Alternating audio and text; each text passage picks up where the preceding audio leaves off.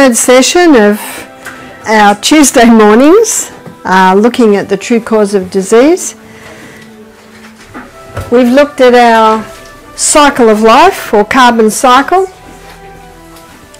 and also having a look very clearly that the germs aren't causing the disease, they're the result of something. And that's why Ellen White says in page 127 of Ministry of Healing, in case of sickness, the cause should be ascertained. Well, how do you ascertain the cause? You ask questions. You ask a lot of questions. And remember what we're looking at? History. We're looking at symptoms. But of course, you're not going to get the response till you start advising or implementing different things. And as you do the history, what's your guideline? Your guideline is the 8 laws.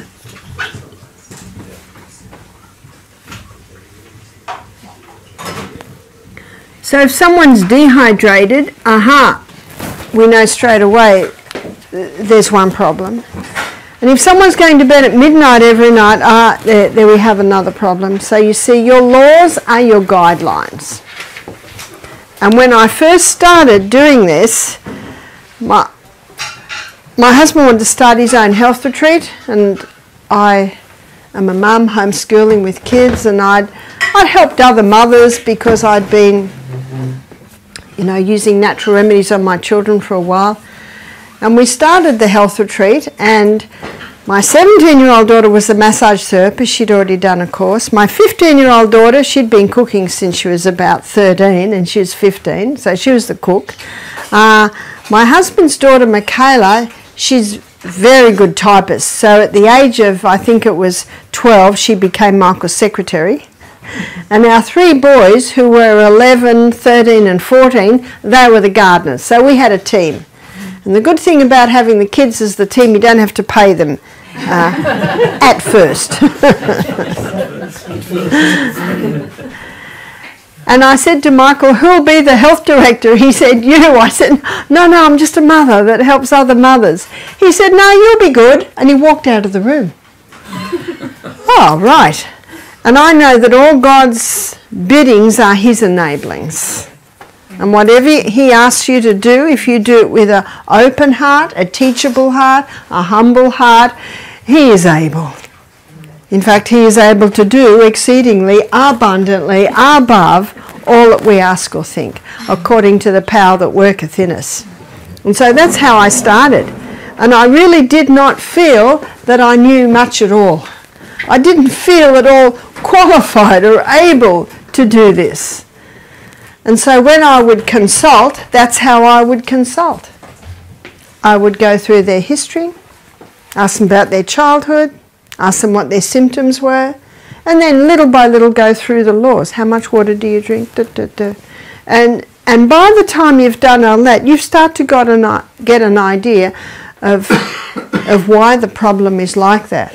And so what I've always done is the glaring problems that you deal with them.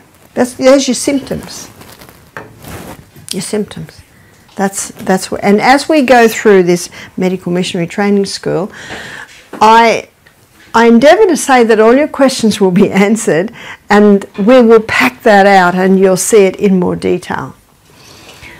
But what I wanted to touch with you now was, how do you get the yeast or fungus out of the body?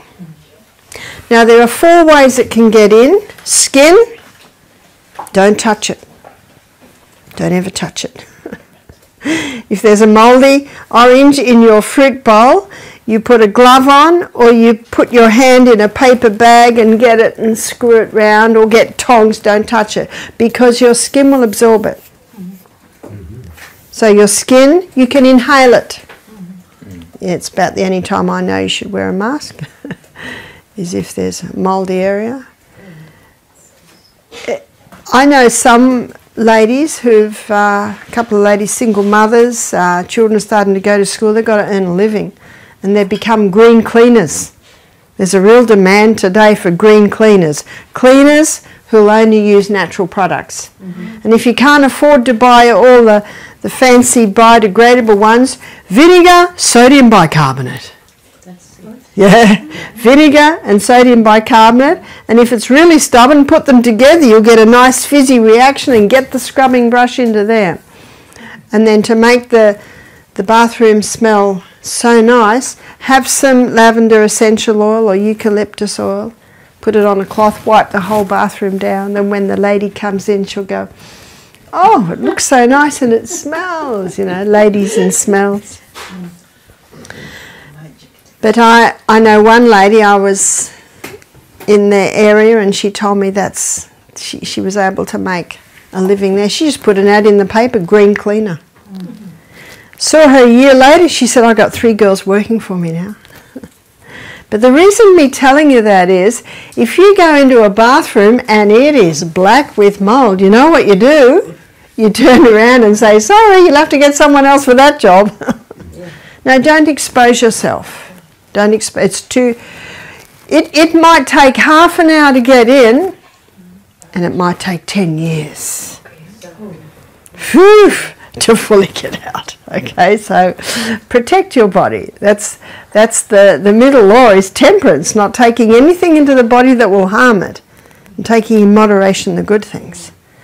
So skin, breathing, ingestion. Don't eat anything that has mould on it. Sometimes people cut off the mouldy bit and eat the other. Well, I can tell you it's all through. It doesn't get to the mould where you see the mould till the final stage. Rice. Be very careful of rice.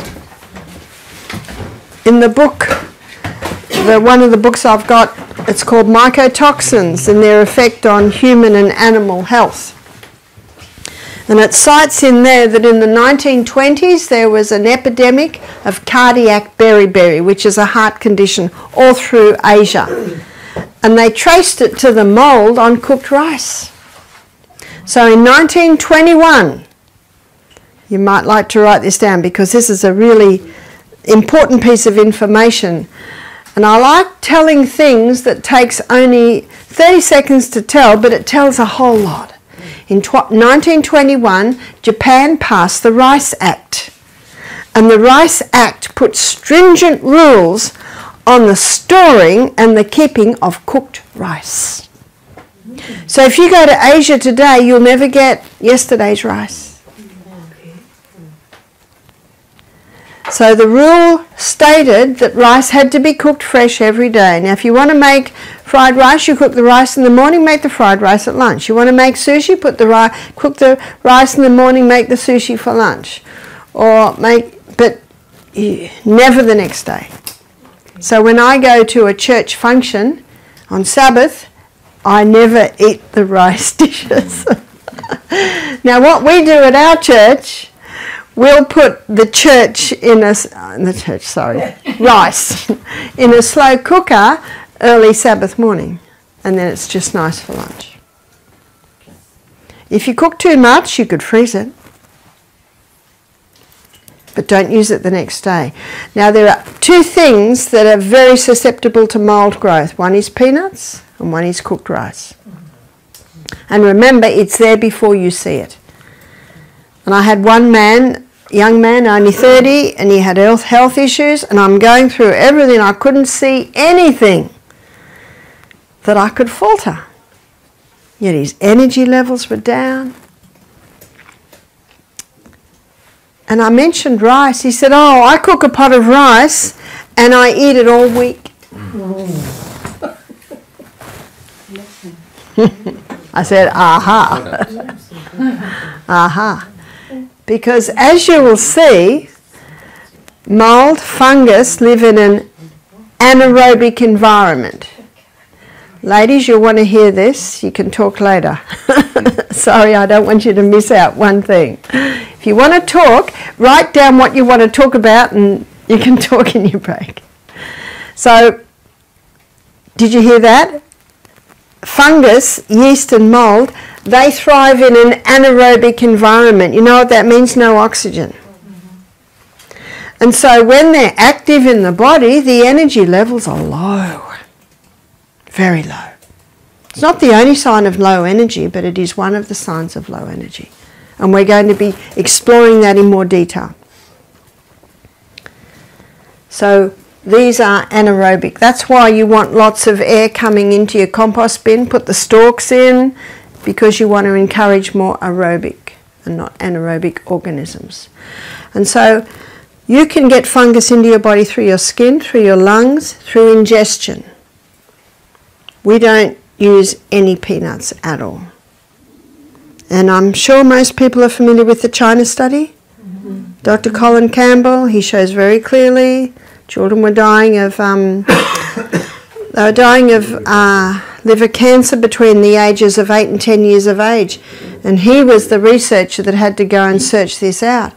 And he discovered peanut butter. Every jar of peanut butter had aflatoxin in it.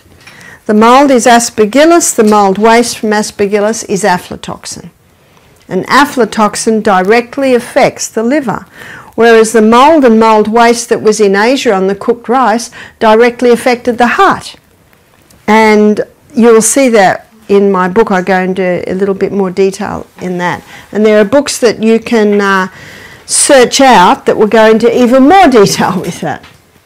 So it wouldn't happen if it's a good quality and organic peanut butter? Would it happen if it was a good quality organic peanut butter? Yes, it would. So you think about this. The peanuts are not a nut, they're a legume. They grow in the ground and they mould very easily. So what happens in Australia, 75% Australians live in the city.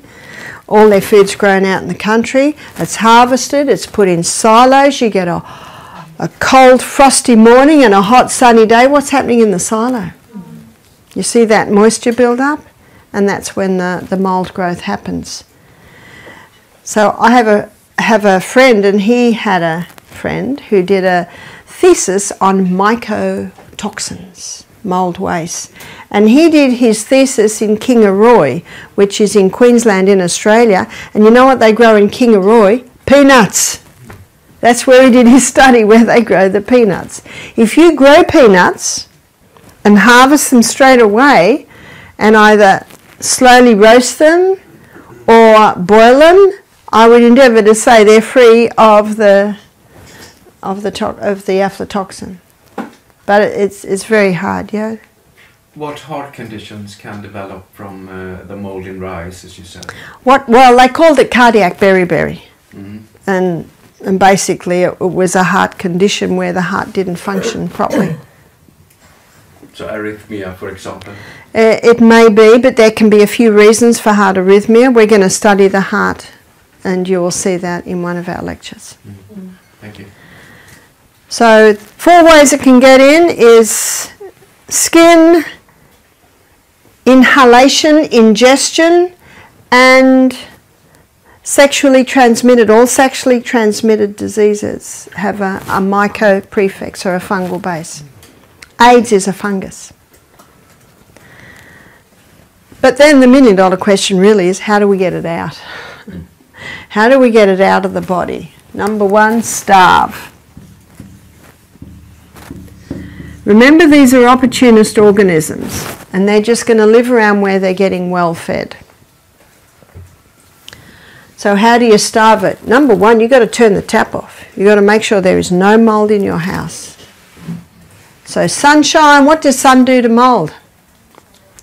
Wipes it out. That's why the sun should be coming into the houses. Fresh air, fans on. Yes? What's about if there's some mold in the cellar? Mould in the cellar, you've got to eliminate that mould. My daughter has a cellar. She lives in Wisconsin, and she has a machine that takes the water out of the air, and she has that constantly on. Fans are good. Keep that air moving. And also you've got to make sure that your cellar is well drained. That's a problem. Oh, it's not so good.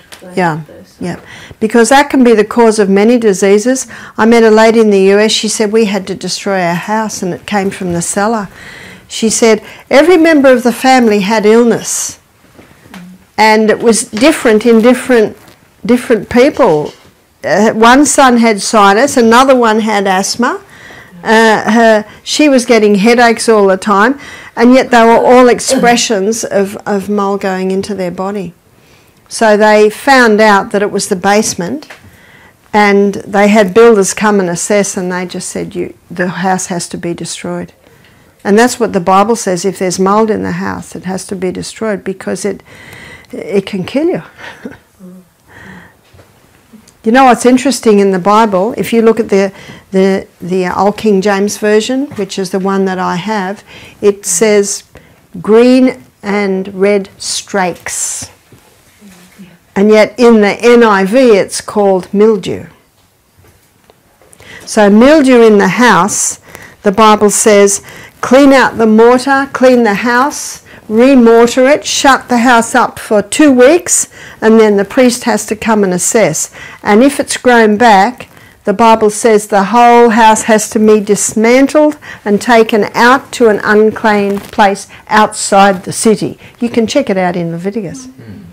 And so let's go to, they call it leprosy in the house, green and yellow streaks. Leprosy in the clothes, they call it mildew again. And the Bible says burn it. Clothes have to be burnt, or the mattress, if it's got mold in it, it has to be burnt. So let's go to leprosy on the skin. Now if they were using the same word, it would be mildew on the skin, because it is the same word in the Hebrew. But they call it infectious skin disease. But leprosy is actually a fungal disease. Interesting. So you've got to starve. No exposure at all. And let's go inside the body. What's fungus's favourite food? Sugar and yeasts. Yeah. We have a book in our library by an oncologist called Dr. Tullio Simoncini, Italian oncologist. I think he's in jail at the moment. He was having 90% success rate with cancer, and he was injecting sodium bicarbonate straight into the cancer. You see, sodium bicarbonate is alkaline, and when you inject sodium bicarbonate, it gives a wave of alkalinity, and cancer loves an acid environment and it can't survive. So no wonder he was having such success. So obviously he had a patient who was probably advanced stages and died. My husband said if only he'd injected him with chemotherapy, he wouldn't have gone to jail. Can you see the point? Yeah. And he's on a charge of manslaughter. Just incredible. But his book, because that's one of the complaints about me, is that I quote a disgraced oncologist, which is Dr. Tullio Simoncini. And my husband said, Barb, it's probably better that you don't quote him, but I do, because he was having such great results. And I do not believe, in my eyes, he's not disgraced. It's just that it was most unfortunate one of his patients died. That's all he did, was inject sodium bicarbonate in. Did you know that the stomach lining makes sodium bicarbonate? Did you know that your pancreas makes sodium bicarbonate to alkalize the acid, stomach acid that comes through into the duodenum? And we'll look at that when we go through on the journey through the gut. So it's a naturally occurring substance. Doesn't Ellen White say not to use sodium bicarbonate? To raise cakes. And I really believe she's talking about people who are having cakes 2 or 3 times a day, raised with sodium bicarbonate. Would I have advised drinking with sodium bicarbonate?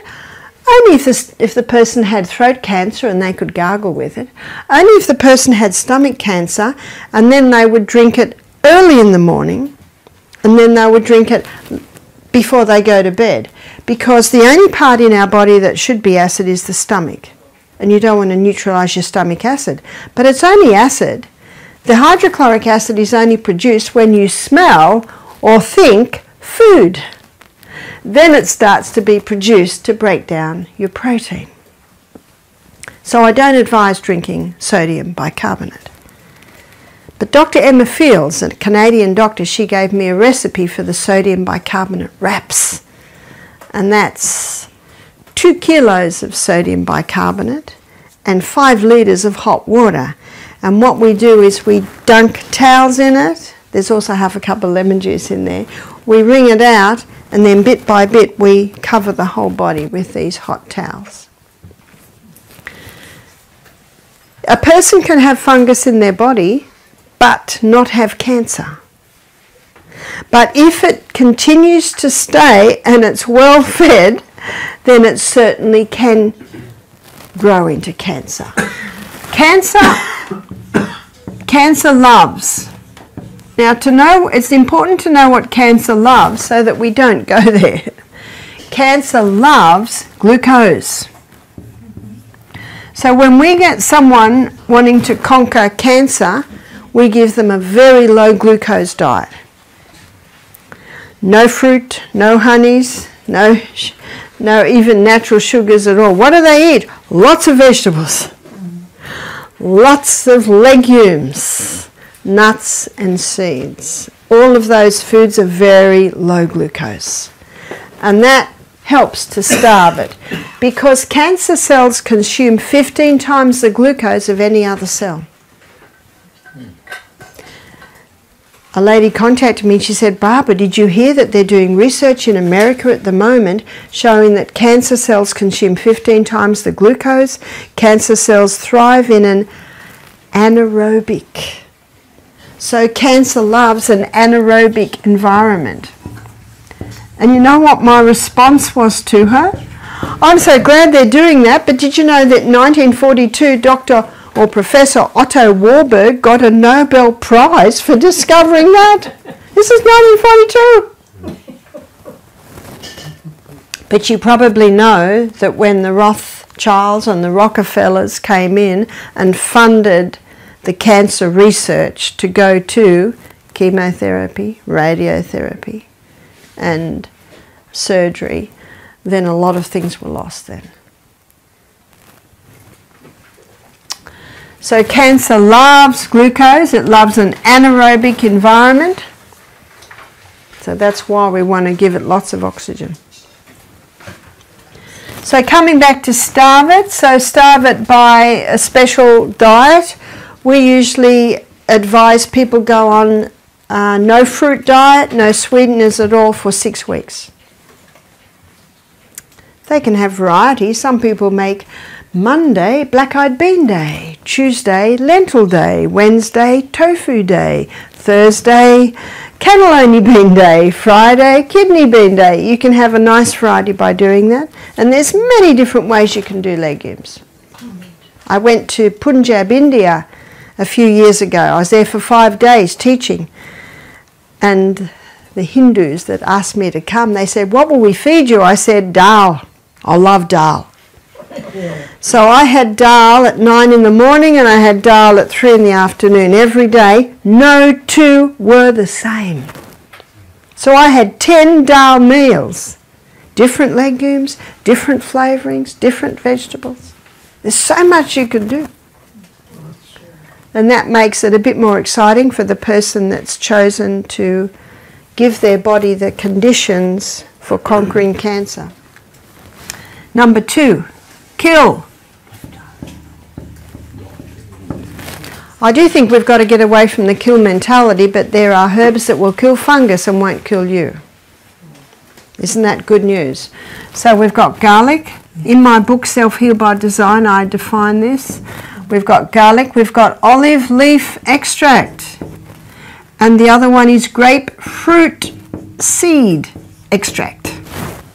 Not grapeseed extract, grapefruit seed extract. You've also got a South American herb called Partea. Now you don't use all your ammunition at once. What we do is we alternate. Garlic for 2 weeks, olive leaf extract for 2 weeks, grapefruit seed extract for 2 weeks, Partea for 2 weeks, and maybe oregano. It's a strong one. It's so strong that you've got to start with about 1 drop 3 times a day, go to 2 drops 3 times a day. Oregano oil. Yeah, essential oil. Whenever you see essential oils, you know they're very, very strong. That's why they're very, very expensive, because you don't need much. Is it too strong for the body to handle, or is it too strong for the taste? Body. Okay. Yeah. Alternate.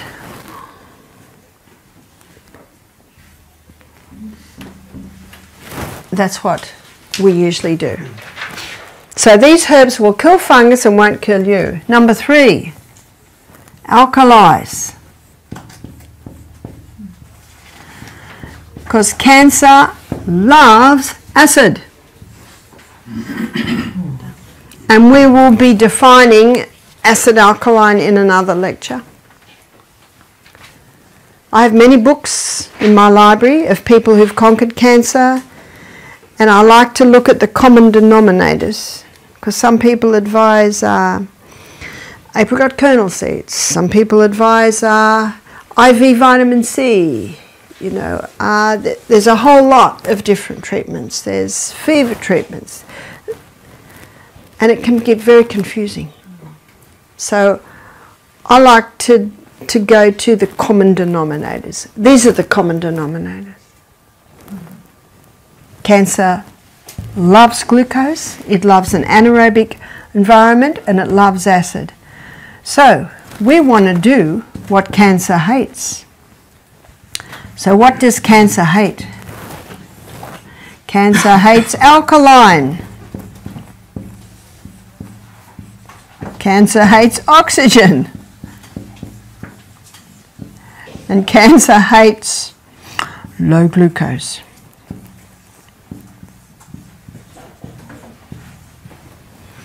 The body will heal itself if you give it the right conditions, and we've seen people heal from cancer just with these basic conditions.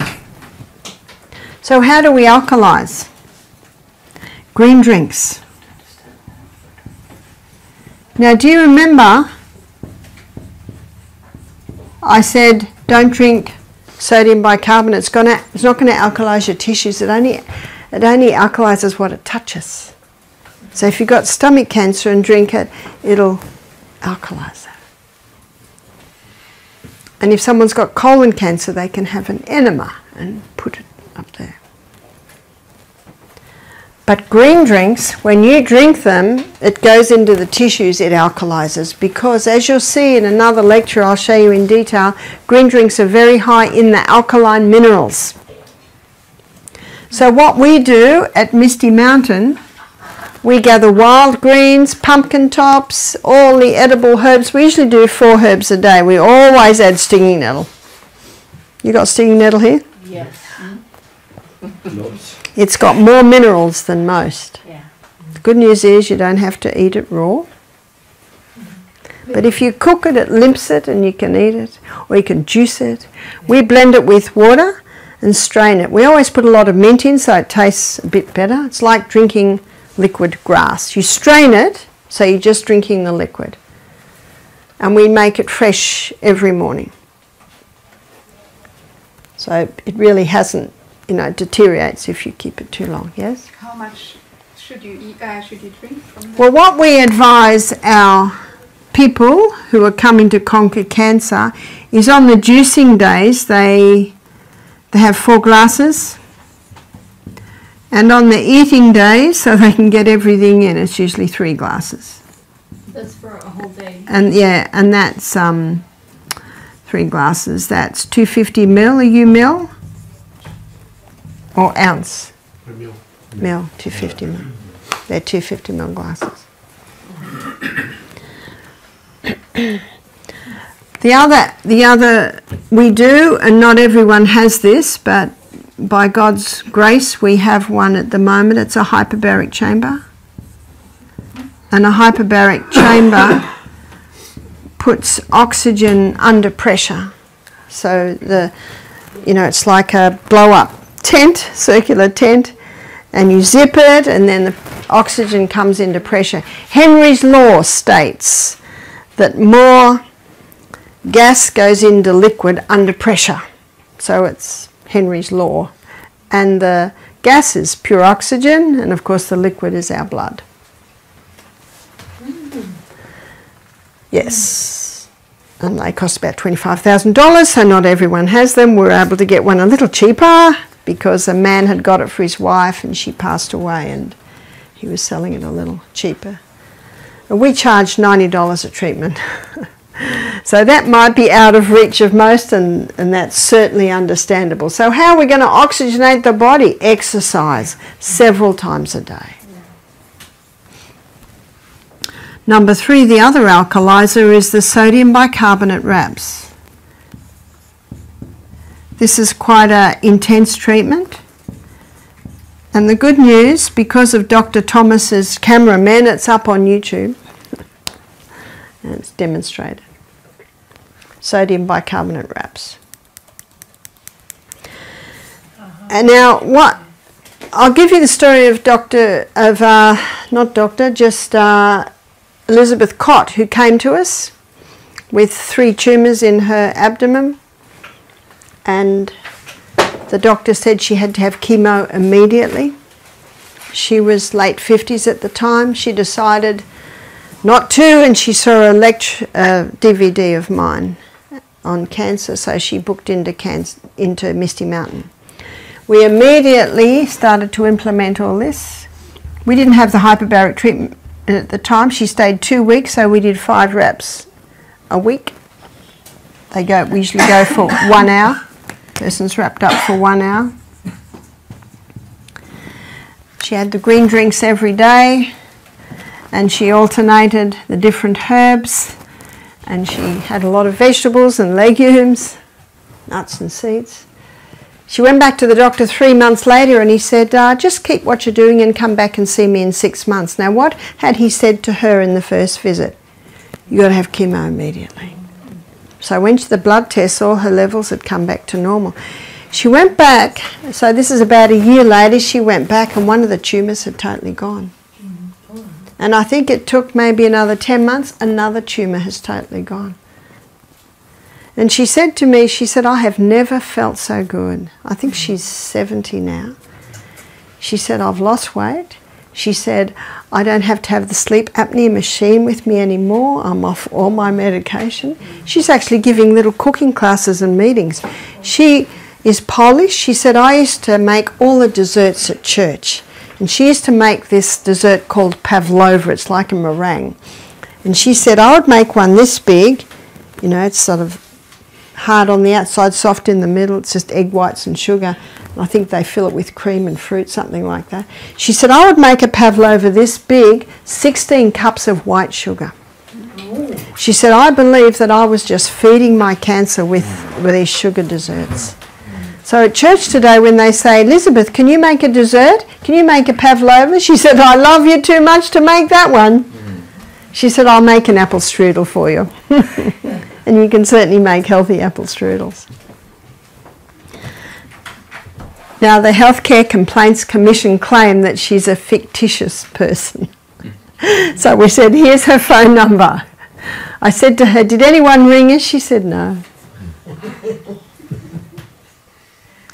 But we've seen some quite incredible turnarounds. How does she eat now? Well, after 6 weeks of no fruit, she went to low fruit. She went to just grapefruit and maybe Granny Smith apples. After another 2 months, she started to implement some berries, very low sugar fruits. We've seen a few stories like that.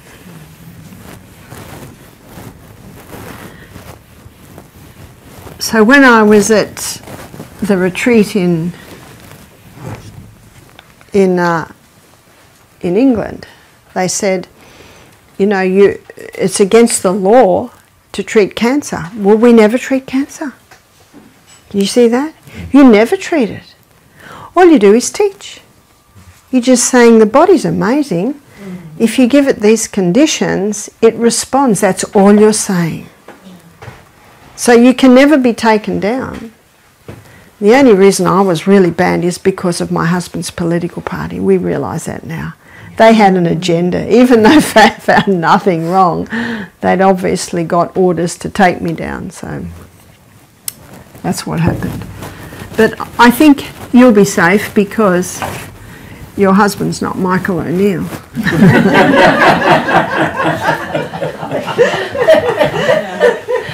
So when he was going into this, a journalist said to him, "Are you prepared to lose all your money, your business, your house, your reputation?" And Michael said, "I'm not 30. I'm in my 60s. Yep." But he wasn't prepared that they'd take me down. And what God is looking for is men and women who will stand. Yeah? Yes. Yeah. So one of the most powerful ways to stimulate a healing response in the body is to stop eating. So at our retreat we always do 2 days on juices. We found it's much better for rapport with the guests, for everything, if when they come you have a nice meal. So when they come in Sunday there's a very nice meal. And we'll be defining food a little bit more as we go through this. So there's a very nice meal served for them. And then at night we just give them broth. Broth is a lot of vegetables cooked in a lot of water, and I'm sure Casper, you cooked a lot of them while you're at Misty. A lot of vegetables in a lot of water, always stinging nettle. That gives a lot of minerals. And then after cooking for 4 or 5 hours it's strained, and then we put Celtic salt in, and the guests have that at night because they have a steam sauna in the afternoon. And when you have a steam sauna, you perspire out a lot of waste, but you also perspire out some minerals. So that mineral-rich drink at the end of the day is putting more minerals back. So as your body, 1,200 calories to digest a meal. That's what it takes. So when you're not digesting, your body's energies is looking for something to do, because it doesn't have to digest a meal. And so what it looks for is something to do. And it's like what can be happening, I don't know, when I'm at home on a holiday, I go to the parts of my house that I don't go to every day. You know, every day you sweep the floor and you wash the dishes and you wash the clothes. But then when you've got extra time, you go to those other areas, and that basically is what the body does. And I go to the area that's bugging me the most. In fact, the last time I had time at home, I pulled the bookcase apart and got rid of all the books that I don't really want there. I've read them, they're all right, they're not great, but the ones that, you know, are very good I'll keep. So this area, and it will be different in different people. Maybe you'll clean out the garden shed, maybe you'll clean out the kitchen cupboards, I don't know. But what your body does, it knows where to go, yes? Regarding the broth cooking for 4 to 5 hours, we know as chef that you get the ideal taste after 4 hours. I was just wondering if the minerals will deteriorate, kind of like when you're making salt, you lose some of the minerals in the process of heating of the sea salt, you know? Yeah, it's more the evaporation that loses the... But that's a very good question, and I've got some very good news for you. No matter how long you cook the vegetables, you never lose the minerals. The minerals all go into the water. So there are more minerals if it's raw. If you eat the raw. Nope. No. Same amount. What you do lose with cooking vegetables is the vitamin C, is some of the vitamins. The vitamins. Yeah, but you never lose the minerals.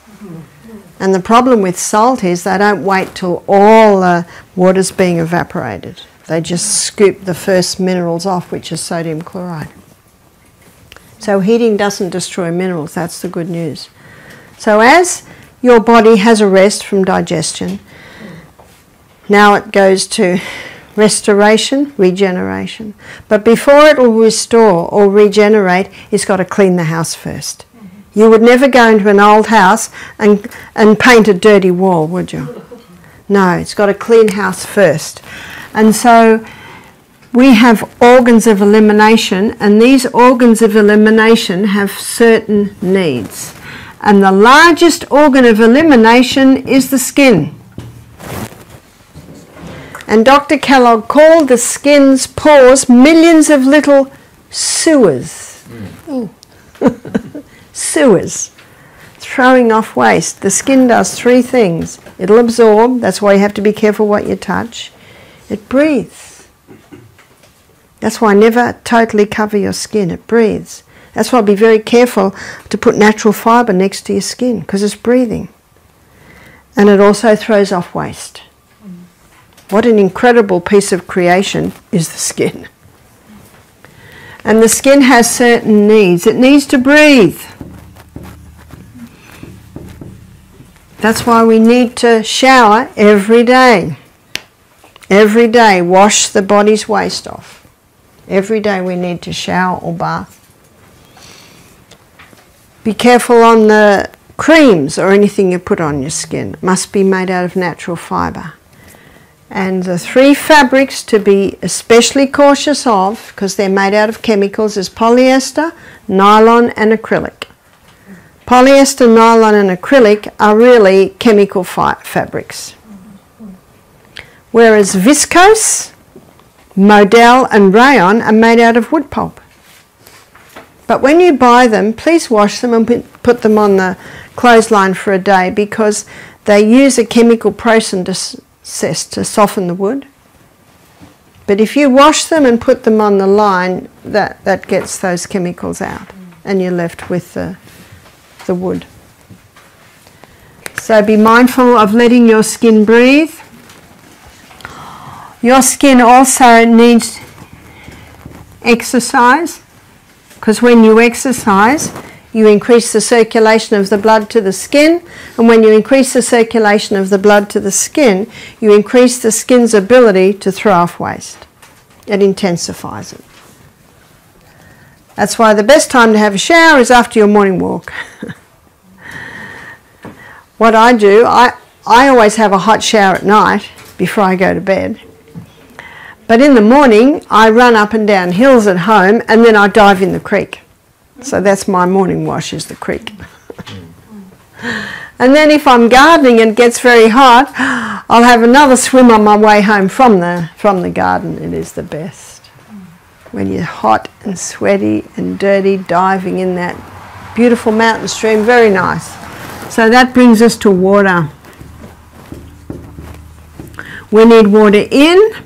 We need 8 to 10 glasses of water a day. If you're as big as me, you can get away with 8. If you're bigger than me, a little bit more. And out. So this is water on the outside. So this can be the steam sauna at the retreat, helping to... Our steam sauna is by the creek. So we have... I don't understand it, but we build a fire and it has pipes or something and comes into the little hut and creates steam. And then we dive in the creek, back in the steam sauna, into the creek. When you give the skin the right conditions, 80% of body's waste can come out of the skin. That's incredible, isn't it? Actually, forgive me, it's 70. 70% of body's waste can come out via the skin. So what's the right conditions? It's making sure you're well hydrated. As I say to our guests, you can't hydrate yourself half an hour before the steam bath. You've got to start early in the morning and little by little by little, all through the day, hydrate your body. So 70% of body's waste is eliminated via the skin when you're well hydrated and able to have these steam saunas. Another organ of elimination is your lungs, and your lungs need fresh air.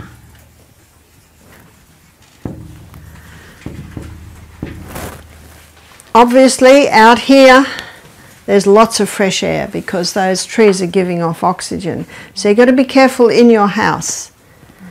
Investigate your pillows, your mattresses.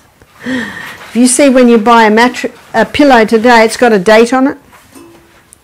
Because when people perspire at night, it'll often go into the pillow, and that can be a breeding ground for mould. So try and put your pillows in the sun every wash day. And we should be washing our sheets weekly. Every week we should wash our sheets. And the sheets should be natural fibre. I bought some sheets recently. They're very nice. They're 50% Linen and 50% modal. Oh, they're very nice sheets. I'm always looking for good sheets on special because they can be very expensive. So cotton sheets, of course, are great. So make sure natural fibre in your bedding. So try and have wool blankets, feather blankets. We have also wool quilts on our guest beds. So be careful of that, because all this can affect your breathing fresh air in at the night. And if there's carpet in the bedroom, that should be ideally vacuumed a couple of times a week. Not many people pull their bed out and vacuum a couple of times a week. Now, if you had a bed that had wooden floor, you look after 4 days, there's dust building up under the bed on the wooden floor. Well, that dust is building up in the carpet. You just can't see it because it's in the carpet. So all of these things are affecting your fresh air. Lungs also need you to exercise. Now, this piece of information I'm about to give you I got from an anatomy and physiology book, and I think it's a very important one to give your guests. Right at the moment we're breathing in 500 mil and we're breathing out 500 mil. But when you exercise, when you get to breathing very deeply, because you've just got to the top of a hill, or even halfway up a big hill, you're breathing in 3,600 mil of air and you're breathing out 3,600 mil of waste. What a difference. So usually it's 500 mil in, right now to be 500 mil in, 500 mil out. But when you exercise extremely, you're breathing in 3,600 mil and you're breathing out 3,600 mil of waste. I just read it in the anatomy and physiology book. See how you're using science? And science will back your cause. So exercise is vital for lung health. Lungs also need water because there is a minuscule droplet of water in every alveoli. And we have 3 million alveoli. Sorry, 300 million alveoli in our lungs. That's incredible, isn't it? Yeah? What types of filth is getting out of the lungs? Carbon dioxide mostly. Yeah. Carbon dioxide is the gaseous waste from when we're in the cell, and I'm going to start going into the cell in more detail tomorrow. So in the cell, you will see that glucose and oxygen combust together, giving off carbon dioxide waste. So it's mostly carbon dioxide that's coming out. And if carbon dioxide builds up in your blood because you can't get rid of it quickly enough, it creates an acid environment, so then we get another reaction there. And that's why breathing in, that's what you're breathing in when you wear a mask. That's why masks are not good. So here's your alveoli. They're like this, and there's a little droplet of water in every alveoli. And because of the surface tension of water, you know what I mean by the surface tension of water? Have you ever looked on a little lake and seen little creatures walking on the water? Yeah. It's because of the surface tension of water they can do that. And how we wash our hair is we put some shampoo that breaks the surface tension of the water and allows us to wash our hair. Because of the surface tension of water, when you breathe out, that alveoli collapses, so all your carbon dioxide can go out, and when you breathe in, you get a better quota of oxygen. If you're dehydrated and those little droplets of water are barely there, your little alveoli don't totally collapse and you can't get your full quota of oxygen. So very simply, the more water, the more oxygen you can get in. Kidneys.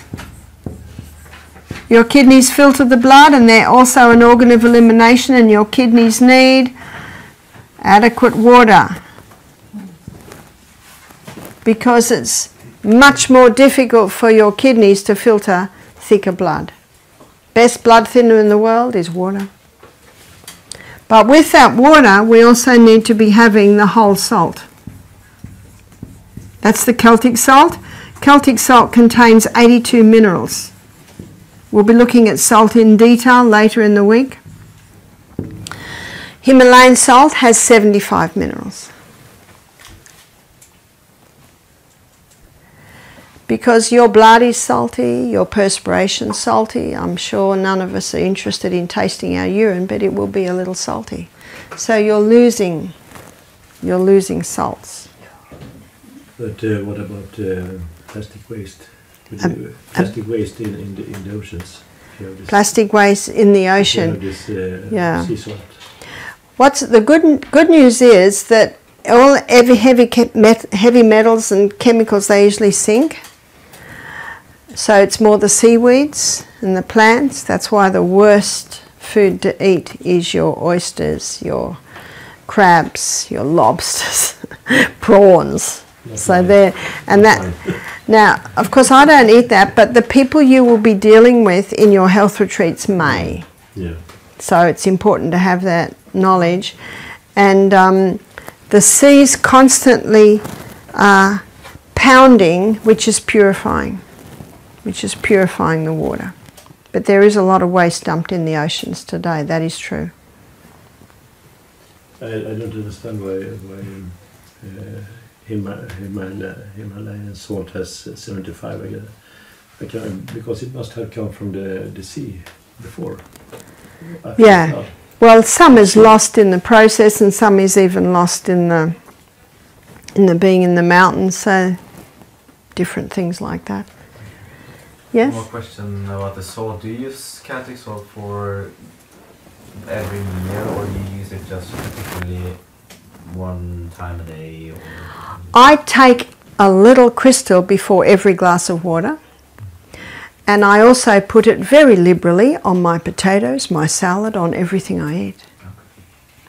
And because it's a balanced salt, it works with the body. Because seawater is 92 minerals, and seawater is called an isotonic solution because it is the exact same mineral balance and proportion as is found in all body fluids. All body fluids, as one writer called it, he called it the internal ocean. And Dr. Robert Thompson, in his book The Calcium Lie, he believes that seawater is the clearest indicator of a creator God, because the seawater and the body fluids are so similar. In fact, the Navy in the war would transfuse with seawater if the person needed blood. So they're all illustrations to show how close it is. So the kidneys also need water, and they need that whole salt. The kidneys need exercise.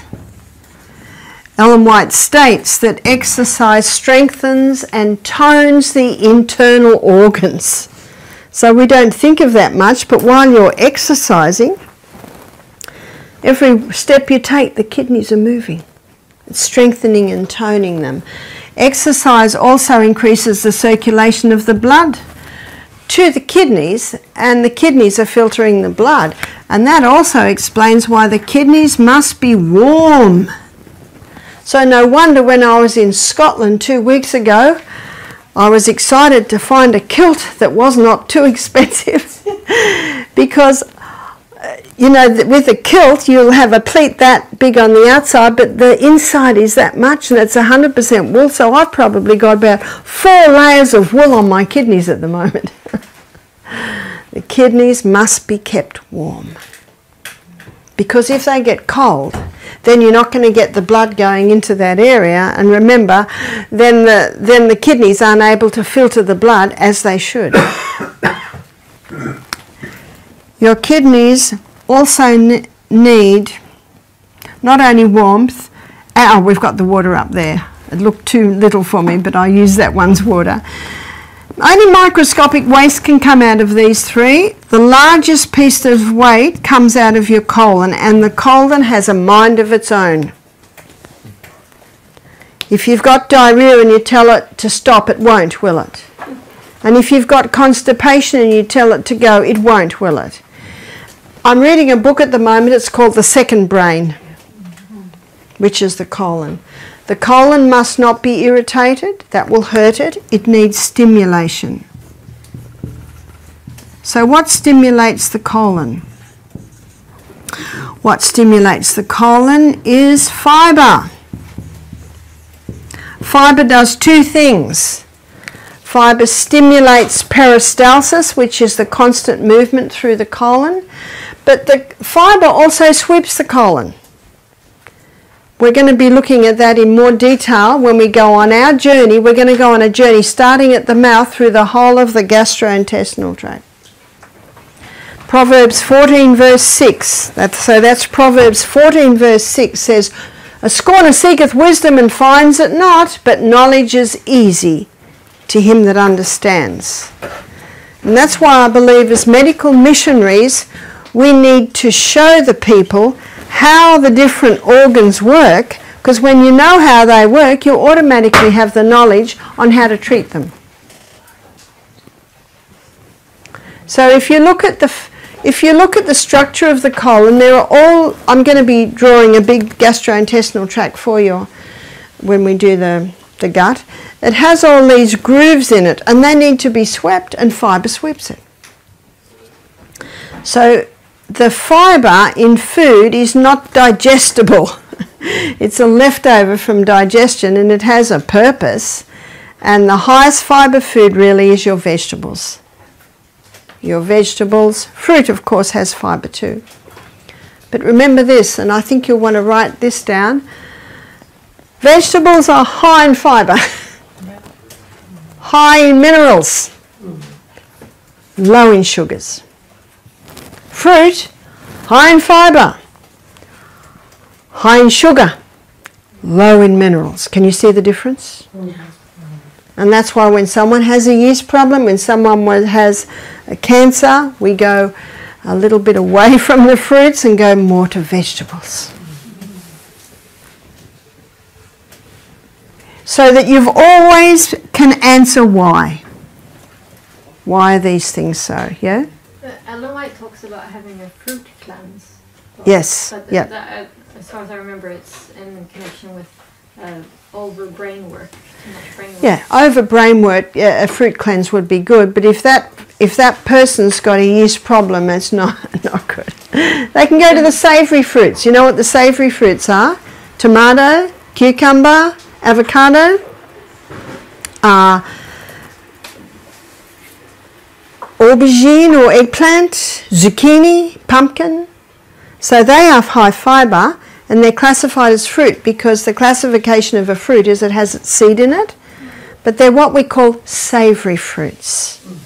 The reason why fruit and vegetables don't mix well is because the vegetables are low sugar and the fruit are high sugar. So you get a bit of a war going on there. But those savoury fruits, the good news is they can go with vegetables and they can go with fruit. And the only reason they can go with vegetables is because they're so low in sugars. Traditionally, it has been acknowledged that the fruit are the cleansers and the vegetables are the healers. But we have got so many health conditions today that require less sweet. The diabetic does well with less sweet. The person who's overweight does best with less sweet. The cancer patient does better with less sweet. The person with the yeast problems does better with less sweet. Can you see that? And what about the vitamins? Do we not need the vitamins? Oh, we do need vitamins and they are in abundance in the vegetables. We're going to have a question session in a minute. So the colon needs fibre to be swept and to stimulate peristalsis. The colon also needs water. One of the main functions of the colon is to take water out so stools are formed. Because when the contents of the gut goes into the large intestine, it's liquid. It's like what we call diarrhea. But as it goes through the ascending colon, transverse colon, descending colon, water's taken out, so stools are formed. So if a person's dehydrated, more water can be taken out than should be taken out. Then you're left with rabbit pellets and cement. Is that right? And when we go on our journey through the gut, we'll explore constipation and we'll explore irritable bowel, Crohn's disease in more detail.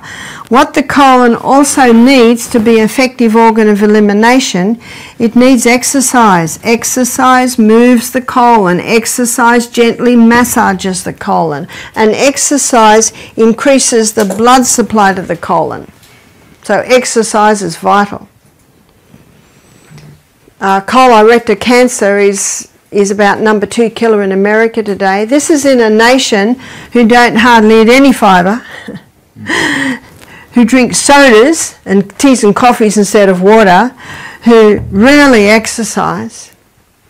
So no wonder. And something else that stimulates the colon is laughter. Proverbs 17:22 states that a merry heart doeth good like a medicine, but a broken spirit dries up the bones. I'd like to say a broken spirit can dry up the colon. Do you know children laugh 125 times a day? So should we. Teach yourself to laugh more. My little grandson was going to bed one night. He was 3. His name's Sonny. And he called Mum back. And she said, "What is it?" He said, "I've just found a new laugh." She said, "What is it?" And he went,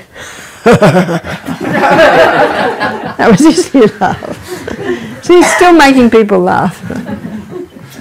But the colon also needs the proper position.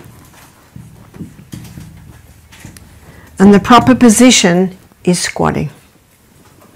And I'm going to explain and draw this in detail when we go through our gut. But when I went to Singapore, when I went to Africa, when I went to India, when I went to Malaysia, you'll find there the European toilets, which you sit on, and then there's the local toilets, which is a hole in the ground. Mm-hmm. And it's all tiled and flush, but it's squatting. Mm-hmm. And the science today shows, where's our BHSC method? History shows us this. Science discreetly doesn't talk about it much. I mean, the Bible doesn't talk about it much. Science. The science now shows that there's a muscle in the last part of the colon that just loops up the last part of the colon, and when you squat it relaxes. So when you squat it opens up the colon, takes all pressure off the anus, which means it can prevent and even help to heal hemorrhoids. But we'll look at that in detail when we do our journey through the gastrointestinal tract. There's one more tiny little organ of elimination, and that's the tongue. And when people are fasting, they can wake up in the morning and their tongue can feel quite bad. But we should never clean our teeth when we wake up. No. Because what's present in our mouth in the morning is vitamin B12. Vitamin B12 is a bacteria, and it sort of builds up a little bit in the teeth. So there's first glass of water, you're getting a little bit of B12. Okay. The time to clean your teeth is after the meal. And you clean your teeth after the meal to get any residue food out of your teeth.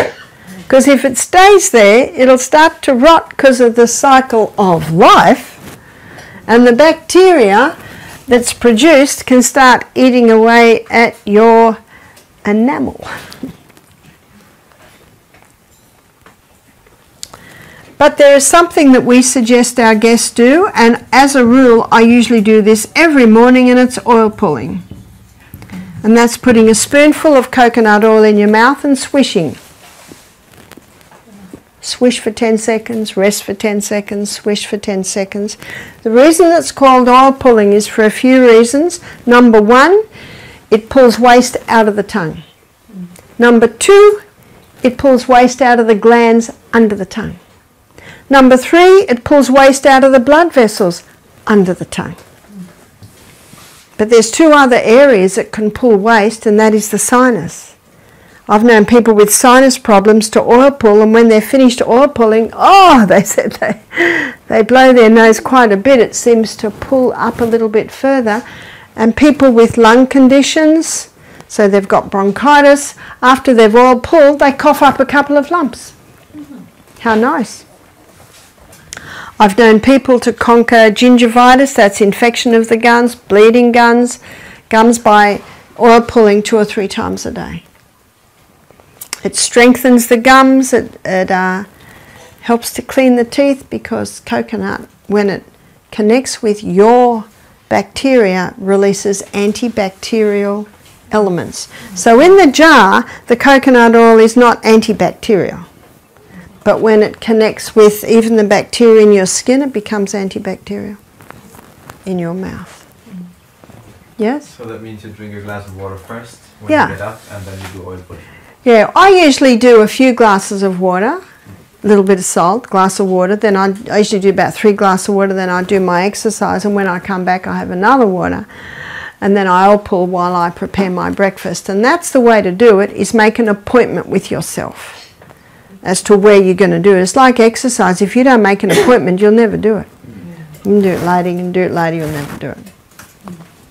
But if the tongue is eliminating waste, drinking water first is not washing down the waste inside. It doesn't matter if you do, because our gastrointestinal tract is a hollow tube. So if you wash it down there, it's just going to come out the other end. But you do not swallow the oil. No. No. Because oil in the stomach can start digestion, plus there's a fair bit of waste in that. And what you do, not down the plug hole, because you'll block up your plumbing, go and release it out on the grass. And the microorganisms that live in the soil will happily deal with it. And then you rinse your mouth a couple of times and let it out. How would it affect the lungs, though, if you have it in your mouth? You mentioned That's very interesting. Yeah. How does it do that? But you test it yourself. Often when you oil pull, you have a feeling to release. But what we've got to remember, our whole body's connected. Same blood that goes through our lungs, goes through our mouth, goes through every part of our body.